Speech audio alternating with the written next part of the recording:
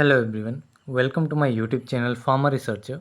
सो आज है day 142 daily farm MCQ dose series का, जिसमें हम डेली के 10 एमसीक्यू क्वेश्चन सॉल्व करते हैं वे डिटेल्ड एक्सप्लेनेशन जो कि आपके प्रीवियस ईयर क्वेश्चन पेपर से लिए जाते हैं एंड सभी फार्मेसी रिलेटेड एग्जाम्स के लिए इम्पॉर्टेंट होते हैं। तो चलिए स्टार्ट करते हैं आज के पहले क्वेश्चन से। पहला क्वेश्चन है, The third edition of Indian Pharmacopoeia was published in dash under the chairmanship of। Third edition किस ईयर में पब्लिश हुआ था एंड किसकी चेयरमैनशिप में ये पब्लिश हुआ था? तो थर्ड एडिशन आपका 1985 में पब्लिश हुआ था under the chairmanship of Nityanand. ठीक है, किसकी चेयरमैनशिप में? नित्यानंद की चेयरमैनशिप में 1985 में ये पब्लिश हुआ था। अब अदर एडिशंस की बात करें तो जो आपका फर्स्ट एडिशन था, फर्स्ट एडिशन आपका इंडियन फार्माकोपिया का 1955 में पब्लिश हुआ था। देन सेकंड एडिशन जो है वो आपका 1966 में पब्लिश हुआ था। थर्ड एडिशन 1985 में पब्लिश हुआ था। फोर्थ एडिशन 1996 में पब्लिश हुआ था। फिफ्थ एडिशन आपका 2007 में पब्लिश हुआ था। सिक्स्थ एडिशन 2010 में, seventh addition 2014, eighth addition 2018 and ninth edition आपका 2022 में। एंड जो ये नाइन्थ एडिशन है ये आपका under the chairmanship of Mansukh Mandaviya की चेयरमैनशिप के अंडर ये पब्लिश हुआ है। अभी हम चलते हैं नेक्स्ट क्वेश्चन की तरफ। नेक्स्ट क्वेश्चन है, the second edition of Indian pharmacopoeia contains how many monographs? जो सेकेंड एडिशन है इंडियन फार्माकोपिया का, उसमें कितने नंबर ऑफ मोनोग्राफ्स प्रेजेंट हैं? Third edition of Indian pharmacopoeia contains 890 new monographs. Second edition जो है वो उसमें 890 मोनोग्राफ्स प्रेजेंट है। इसमें आपका ऑप्शन सी जो है वो करेक्ट आंसर है। ठीक है, सेकेंड एडिशन किस ईयर में आया था ये हमने देख लिया अभी, it came in the year 1966। इसमें 890 आपके मोनोग्राफ्स हैं एंड इसमें 41 आपकी अपेंडिसेस हैं। ठीक है, 41 आपकी अपेंडिसेस हैं। एंड जो आपका सेकेंड एडिशन है इसमें कंटेंट क्या रहता है? इसमें आपका जो डोजेज दी गई हैं मैट्रिक सिस्टम में। ठीक है, doses in the metric system and vegetable drugs के बारे में दिया गया है। वेजिटेबल ड्रग्स जैसे कि आपका जटमांसी हो गया, रसना हो गया, विदांग हो गया। ठीक है, एंड सेवरल एंटीबायोटिक्स हो गए जैसे कि आपका बेसिट्रासिन हो गया। ठीक है, नियोमाइसिन। ये डिफरेंट आपका कंटेंट जो है वो आपका सेकेंड एडिशन में दिया गया है। अभी हम चलते हैं नेक्स्ट क्वेश्चन की तरफ। नेक्स्ट क्वेश्चन है, which is an example of protogenic solvent? इनमें से प्रोटोजेनिक सॉल्वेंट का एग्जाम्पल कौन सा है? बात करें प्रोटोजेनिक सॉल्वेंट की कि प्रोटोजेनिक सॉल्वेंट होते क्या हैं। प्रोटोजेनिक सॉल्वेंट बेसिकली आपके एसिडिक सब्सटेंसेस होते हैं। These are the acidic substances जो कि प्रोटोन यील्ड करते हैं। ठीक है, दे यील्ड अ प्रोटोन। ठीक है, ये आपके आते हैं प्रोटोजेनिक सॉल्वेंट, जैसे कि आपका हाइड्रोक्लोरिक एसिड हो गया। ठीक है, ये आपका प्रोटोजेनिक सॉल्वेंट रहता है। इसके अलावा आपका सल्फ्यूरिक एसिड जो है, sulphuric acid is also protogenic solvent and nitric acid is also protogenic solvent. ये डिफरेंट आपके प्रोटोजेनिक सॉल्वेंट रहते हैं। कुछ अदर टाइप्स ऑफ सॉल्वेंट की बात करूं जैसे कि आपका एप्रोटिक सॉल्वेंट हो गया। एप्रोटिक सॉल्वेंट में आपका क्या क्या आता है? एप्रोटिक सॉल्वेंट बेसिकली जो आपका केमिकली इनर्ट रहता है, which is chemically inert and किसी भी केमिकल रिएक्शन में इन्वॉल्व नहीं होता है, जैसे कि आपका क्लोरोफॉर्म हो गया। ठीक है, जैसे कि आपका क्लोरोफॉर्म हो गया, बेंजीन हो गया। ये आपके क्या हैं? These are the aprotic solvents. Then बात करूँ प्रोटोफिलिक सॉल्वेंट्स की। प्रोटोफिलिक सॉल्वेंट्स क्या हैं? ये बेसिकली आपके बेसिक इन नेचर होते हैं। ठीक है, बेसिक नेचर के रहते हैं एंड प्रोटोन को एब्स्ट्रैक्ट करते हैं। ठीक है, दे एब्स्ट्रैक्ट प्रोटोन। ठीक है, प्रोटोन को एब्स्ट्रैक्ट करते हैं from acid to give solvated protons. And इसमें आपके क्या क्या एग्जांपल्स रहेंगे? तो इसमें आपका पीरिडीन जो है, पीरिडीन आपका एग्जाम्पल रहेगा प्रोटोफिलिक सॉल्वेंट्स का। And N butyl amine, and N butyl amine, so ये आपका एग्जाम्पल रहेगा प्रोटोफिलिक सॉल्वेंट का। यहीं पे अगर मैं बात करूं फोर्थ टाइप की, that is amphi, fourth type का आपका रहता है एम्फीप्रॉटिक सॉल्वेंट। फोर्थ टाइप का आपका रहता है एम्फीप्रॉटिक सॉल्वेंट। एम्फीप्रॉटिक सॉल्वेंट क्या रहता है? सो ये आपका प्रोटोजेनिक भी होता है एंड प्रोटोफिलिक भी होता है। It is also protogenic and protophilic, दोनों ही प्रॉपर्टीज इसमें रहती हैं।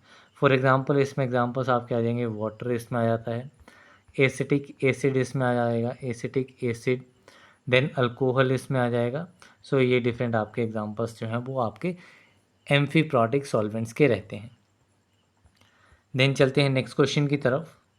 सो नेक्स्ट क्वेश्चन है type 2 glass is a, so type 2 glass क्या है? So type 2 glass is a treated soda lime glass और soda lime treated glass. So option C is correct. तो basically आपके जो ग्लासेस होते हैं वो मेनली 4 टाइप्स के रहते हैं, ठीक है। कौन कौन से 4 टाइप्स के रहते हैं? So they are categorised as type 1, type 2, type 3 and type 4। So type 1 की बात करूँ, टाइप 1 में, सो टाइप 1 में आपका हाईली रेजिस्टेंट बोरोसिलिकेट ग्लास आ जाता है। कौन सा होता है? Highly resistant borosilicate glass. इन टाइप 1 ग्लास के लिए आपका पाउडर्ड ग्लास टेस्ट रहता है, ठीक है। पाउडर्ड ग्लास टेस्ट जो है वो आपका इसके लिए रहता है टाइप 1 ग्लास के लिए। यहीं पे अगर मैं टाइप 2 ग्लास की बात करूं तो वो हमने देख लिया soda lime treated glass. And इसमें अगर मैं टेस्ट की बात करूं कि कौन सा इसमें टेस्ट रहता है, so test is water attack test, ठीक है, वाटर अटैक टेस्ट। सो ये भी क्वेश्चन बनता है कि वाटर अटैक टेस्ट जो है वो किस टाइप के ग्लास के लिए परफॉर्म किया जाता है?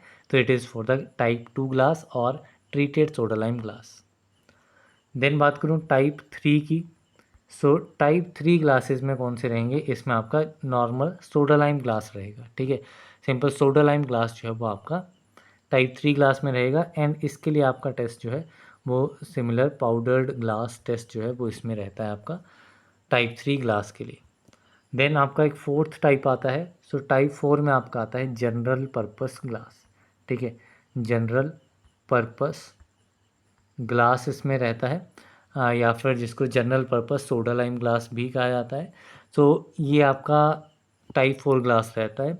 एंड इसमें भी आपका जो टेस्ट रहता है that is powdered glass taste, ठीक है। तो ये आपके मेन 4 टाइप के ग्लास रहते हैं। मोस्टली नाम के ऊपर जो है वो इसमें क्वेश्चन बनता है। एंड टाइप 2 ग्लास में वाटर अटैक टेस्ट के ऊपर इसमें क्वेश्चन बनता है। अभी चलते हैं नेक्स्ट क्वेश्चन की तरफ। तो नेक्स्ट क्वेश्चन है in DTP vaccine P corresponds to. तो डीटीपी वैक्सीन में पी क्या रहता है? सो अगर मैं डीटीपी वैक्सीन की बात करूं तो ये एक ट्रिपल वैक्सीन होती है जिसमें आपका डी स्टैंड करता है डिप्थेरिया के लिए। D is for diphtheria, T is for, T आपका रहता है टेटनस के लिए, T is for tetanus. And P stands for pertussis. P क्या होता है? P is pertussis. And pertussis को ही कहा जाता है वूपिंग कफ, ठीक है। वूपिंग कफ का अनदर नाम आपका क्या रहता है? पर्टूसिस। सो इसमें आपका करेक्ट आंसर क्या रहेगा? It will be option number B, whooping cough is P in the DTP vaccine. अभी बात करते हैं वैक्सीन्स की। तो वैक्सीन जो है वो आपको एक्टिव इम्यूनिटी प्रोवाइड करती हैं, ठीक है। हमारी बॉडी में एक्टिव इम्यूनिटी के लिए रिस्पॉन्सिबल रहती हैं आपकी वैक्सीन्स, ठीक है। ये बेसिकली एक्ट करती हैं एज एन एंटीजन, जो कि स्पेसिफिक एंटीबॉडीज़ की प्रोडक्शन करता है हमारी बॉडी में, ताकि जब भी ज़रूरत पड़े तो तब वो एंटीबॉडी जो है वो हमें उस पर्टिकुलर वायरस के अगेंस्ट जो है वो प्रोटेक्ट करे। देन दूसरी आपकी एक आती है एंटीसीरा, ठीक है। जो आपकी वैक्सीन है, वैक्सीन तो आपकी हो गई जो एक्टिव इम्यूनिटी प्रोवाइड करती है। दूसरी आपकी जो एंटीसेराज हैं या फिर इम्यून ग्लोबुलिन्स हैं, इम्यून ग्लोबुलिन्स हैं, तो ये सारे आपके क्या, दीज इम्पार्ट पैसिव इम्यूनिटी, ठीक है। ये आपके पैसिव इम्यूनिटी को प्रोवाइड करते हैं, ठीक है। तो ये दो चीज़ें आपको याद रखनी है। जो आपकी वैक्सीन्स हैं वो एक्टिव इम्यूनिटी प्रोवाइड करती हैं, एंड जो एंटीसेरा इम्यून ग्लोबुलिन्स हैं वो आपके पैसिव इम्यूनिटी प्रोवाइड करते हैं।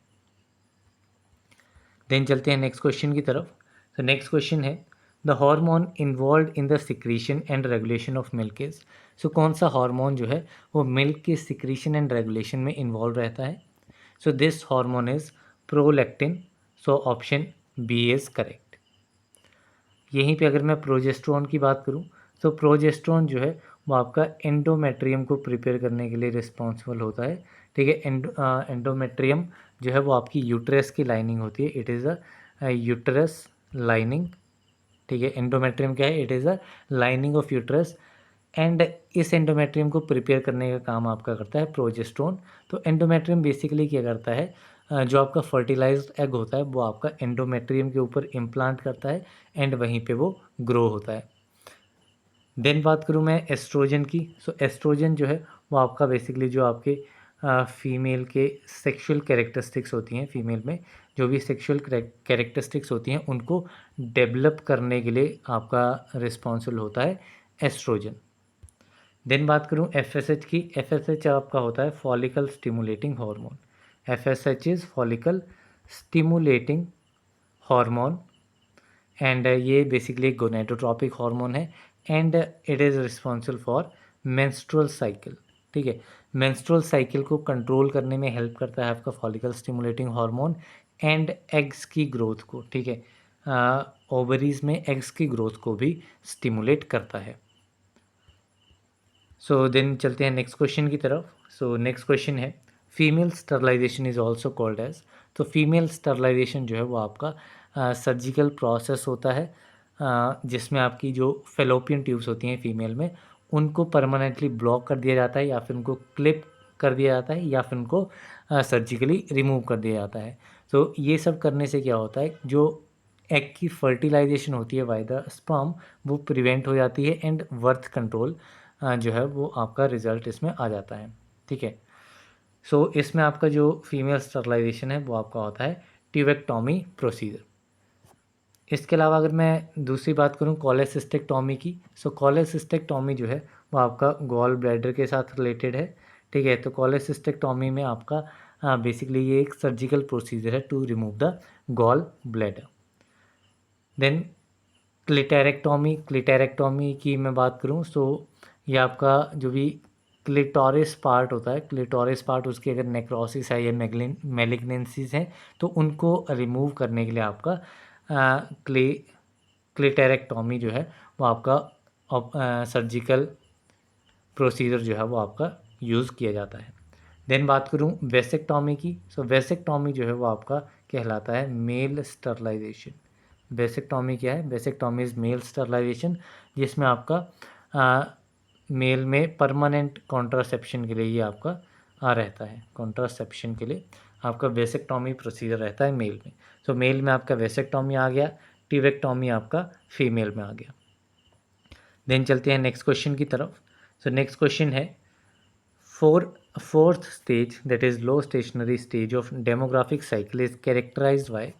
so demographic cycle में टोटल 5 स्टेजेस होते हैं। जो आपका फोर्थ स्टेज है जिसको लो स्टेशनरी स्टेज कहा जाता है, इसमें आपका birth rate and death rate दोनों ही लो रहते हैं। सो इसमें आपका ऑप्शन सी जो है वो करेक्ट आंसर रहेगा, that is low birth rate and low death rate. So this is the right answer. So जो आपकी डेमोग्राफिक साइकिल है, सो डेमोग्राफिक साइकिल के जो 5 स्टेजेस हैं, कितने स्टेजेस होते हैं? 5 स्टेजेस इसमें रहते हैं एंड ये 5 स्टेजेस जो हैं वो आपके कैटेगराइज होते हैं based on birth rate and death rate. ठीक है, सो जब आपका birth rate and death rate दोनों ही हाई हैं, ठीक है, birth rate and death rate दोनों ही हाई हैं, so that will be stage number 1 and stage number 1 आपका रहता है हाई स्टेशनरी फेज़। ठीक है, ये आपका कौन सा रहता है? High stationary phase. Then stage 2 की बात करूं तो स्टेज 2 में क्या रहता है? तो स्टेज 2 में आपका बर्थ रेट जो है वो अनचेंज रहता है। ठीक है, बर्थ रेट जो है वो चेंज नहीं होगा, बर्थ रेट इज़ अनचेंज्ड। ठीक है, ये आपका अनचेंज रहेगा, लेकिन आपका जो डेथ रेट है, डेथ रेट आपका डिक्लाइन कर जाएगा, डेथ रेट जो है वो डिक्लाइन कर जाएगा। तो वो आपका आता है stage 2, that is early expanding. Stage 2 को कहा जाता है अर्ली एक्सपेंडिंग। देन बात करूँ स्टेज 3 की। सो स्टेज 3 में क्या आता है? तो स्टेज 3 के नाम की बात करूँ तो स्टेज 3 आपका होता है लेट एक्सपेंडिंग, ठीक है। Stage 3 is late expanding and इसमें क्या रहता है, इसमें आपका वर्थ रेट जो है वो आपका डिक्रीज़ करता है, ठीक है। वर्थ रेट आपका डिक्रीज़ करता है, लेकिन जो डेथ रेट रहता है, डेथ रेट जो है वो आपका प्रीवियस से भी ज़्यादा रेट में जो है वो डिक्रीज़ कर जाता है। देन फोर्थ स्टेज आपका हमने देख लिया, दोनों ही इसमें लो रहते हैं। एंड देन फिफ्थ स्टेज आता है आपका, that is the declining phase. Fifth stage is declining stage, जिसमें आपका वर्थ रेट जो है वो हाई अमाउंट में वर्थ रेट जो है वो आपका ज़्यादा गिर जाता है एंड डेथ रेट जो है वो आपका नॉर्मल रेट पे जो है वो ड्रॉप होता है लेकिन नॉर्मल रेट पे। सो ये आपके 5 स्टेजेस रहते हैं डेमोग्राफिक साइकिल के। अभी चलते हैं नेक्स्ट क्वेश्चन की तरफ। सो नेक्स्ट क्वेश्चन है aerobic glycolysis produces. So aerobic glycolysis में क्या फाइनल प्रोडक्ट रहता है? So aerobic means in the presence of oxygen. Aerobic का मीनिंग क्या है? Aerobic in the presence of oxygen. तो in the presence of oxygen आपका फाइनल प्रोडक्ट क्या रहता है? It is pyruvic acid. क्या रहता है? इट इज़ पायरुविक एसिड या फिर कार्बन डाइऑक्साइड जो है, क्योंकि पायरुविक एसिड जो है वो फर्दर ऑक्सीजन की प्रेजेंस में ऑक्सीडाइज हो जाता है कार्बन डाइऑक्साइड में। तो इन दोनों में से कोई भी आंसर रहेगा तो बोथ आर करेक्ट। यहीं पे अगर मैं एरोबिक की जगह पे एन एरोबिक कंडीशन लिख दूँ, ठीक है, anaerobic condition. So anaerobic conditions mean no oxygen, ठीक है, विदाउट ऑक्सीजन। सो विदाउट ऑक्सीजन क्या होगा? सो विदाउट ऑक्सीजन जो आपका पायरुविक एसिड है या पायरुवेट है वो आपका फर्मेंट हो जाता है किसमें? लैक्टेट में या फिर इथेनॉल में, ठीक है। लैक्टेट या फिर इथेनॉल में ये आपका फर्मेंट हो जाता है।